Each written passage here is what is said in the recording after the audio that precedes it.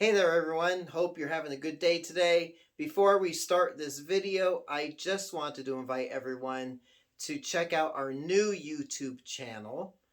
It's Elliot's Elite Poodles and Doodles. We have our brand new litter of golden doodle puppies. That's little Bambi. She's so sweet and cute just like the rest of them. So you can learn a little bit more about this litter, about our puppy adoption program, and what we're doing.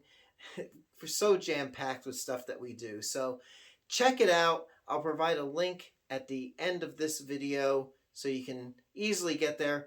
Tell all your friends. These are special little puppies. So on to the video.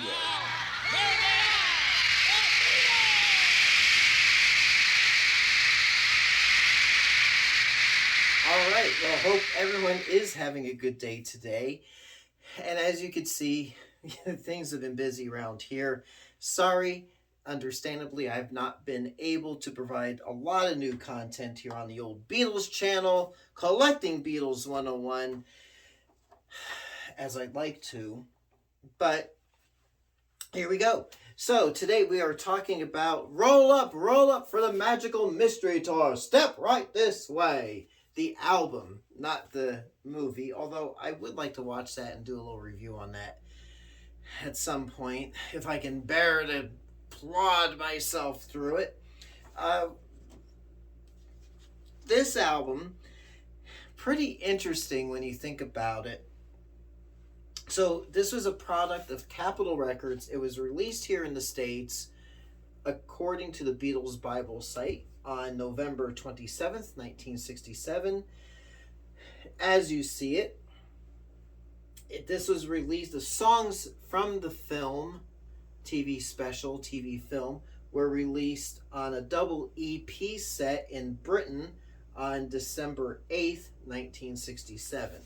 So, pretty interesting content. So side one are the songs from the TV movie. You've got Magical Mystery Tour, Fool on the Hill, Flying, which is an instrumental. The only that I can think of, the only instrumental track the Beatles ever recorded, and the only one credited to all four Beatles as composers. Blue Jay Way, Your Mother Should Know, I Am the Walrus. So those are the movie songs. And then side two has 5 additional songs, which were released previously as singles in 1967. Hello Goodbye, which was the A-side to I Am the Walrus. Strawberry Fields Forever and Penny Lane, which was released together as a single earlier in the year. And Baby You're a Rich Man and All You Need Is Love, which was, at least here in the States, released as a single with each other. So my thoughts on this album, well, let's take a little close-up look at, this is the 2012 reissue version, digital reissue on vinyl. It's a really cool package. I was really happily surprised when I got it, when I bought it and opened it. And let's just take that close-up look right now, and then we'll come back with some of my thoughts. So in this video, I wanted to do a little side-by-side comparison of the Capitol labels. This one's out of Jacksonville. This is one of the original early pressing stereo labels. And each pressing factory, pressing plant, had slight variations, mostly in the fonts that were used on their labels. So you see this is a typical Jacksonville label. But then if we go over to the reissue from 2012, it's a nice homage, but obviously it's different. The font is different, but they did a good job recreating the feel of the original Capitol Rainbow label, which is what this was originally released on. So really appropriate. And to tell you the truth, to open this up and see this retro Capitol label once again on a brand new record was just a really special thing. Okay, so here's the original front cover. Now, a couple of differences between this and the reissue. So this was a standard cardboard record jacket with the front cover slicks glued on, as was the norm back then. Whereas the reissue is just this paper, like paperboard type of deal. So there's no fooling around, trying to pass this off as an original. It is from 2012, and it's appropriate. I mean, it is a little more fragile. See the little ding there, but even the spine, the wording with that Capitol logo with the new catalog number, just there's that one. And then famously you had the booklet that was stapled into the gatefold, but so many times it would just come loose and just sit in there. So, but with the pictures and whatnot.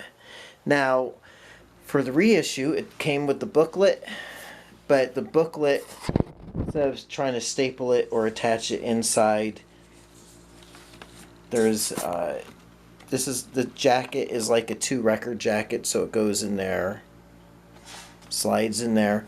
But this is a really, beautiful, glossy, slick, heavy paper, beautiful photography, stills from the film. You've got the story, whatever story there was for the movie is in here. Just a faithful, high-quality reproduction of this booklet that came with. So, and then the lyric sheet on the inside. Everything is just pretty. They try to accurately represent this for the modern audience. So let's see what other thoughts I have on this album. Pretty cool. Like I said, in that it's a pretty good, faithful recreation of the original packaging. And this packaging with the booklet carried up to, I think, 1978 it was phased out, where I think it was just the gatefold cover with no booklet in it. As a cost-cutting measure, perhaps, how many people at that point actually had even seen the TV movie, and probably rightly so. Now, the sound quality on the reissue, to me, is awesome. All tracks are presented in true stereo, including Baby You're a Rich Man. Baby You're a Rich Man was for the original Capitol album, I think for its whole life, until the digital remastering happened back for the 1987 releases, was in duophonic. And I listened to my 1976 pressing, which I got from my cousin. I have an older cousin that was a disc jockey on a local station in Jersey, and that was my only copy of this album for a couple of decades. And listening to it, I never noticed it before, but noticed really once Baby You're a Rich Man that track started, it just didn't sound that great. So to have it now even though it's a digitally remastered package, on this it sounds really good. If you're looking for a true analog stereo version of this album with a true analog stereo version of that song on it, the fabled German pressings from the 1970s, I believe on the Apple label, I think the first wave used that duophonic master tape from Capitol. Then the German Odeon cleaned it all up and did a good job, and so that's highly sought after. But if you're not willing to pay a few $100 for that album, this you should be able to find still new and sealed online. To me, really nice package. The album as a whole is interesting because it's, even when I was a kid, and I still feel this way, I do like the songs for the most part on this album. I mean, the song Magical Mystery Tour is cool. The Fool on the Hill is iconic. You know, Blue Jay Way I can give or take. Not one of, in my opinion, one of George's greatest songs. I think he was still kind of finding his own musical identity at that point. Your Mother Should Know, a typical Paul Schmatzy song. And then I Am the Walrus is just an iconic song, probably the best song from the film that's on this album. The film itself, basically, my point of view is you go into it as a series of music videos that are just kind of bridged together by footage, a story. But I Am the Walrus sounds I mean, all the songs sound awesome on this. But coming off of Sergeant Pepper, I would say, with the exception of I Am the Walrus and, you know, maybe Fool on the Hill and Magical Mystery Tour, the band sounds a bit tired. They put all their creativity, to me, it feels like, into Sergeant Pepper. And these are kind of like, okay, we got to just do music for this movie that we don't really want to do. Paul was pushing it. And, you know, it to me, it kind of shows in the presentation. Then the 5 songs on side 2, which is interesting because the albums of their earlier movies that were released in Britain, A Hard Day's Night and Help, followed this format where you had the movie songs on side 1 and then additional songs on side 2. So it's kind of like Capitol was copying the Parlophone model for doing this, whereas Parlophone could have done this from the start, but they elected to do the 2 EP set. Right? The Beatles had a big say in doing that as well, from what I know. And so, interestingly enough, another thing is, coupled with Sergeant Pepper, you have on those 2 albums the entire catalog of the Beatles' creative output from 1967 on both of those records,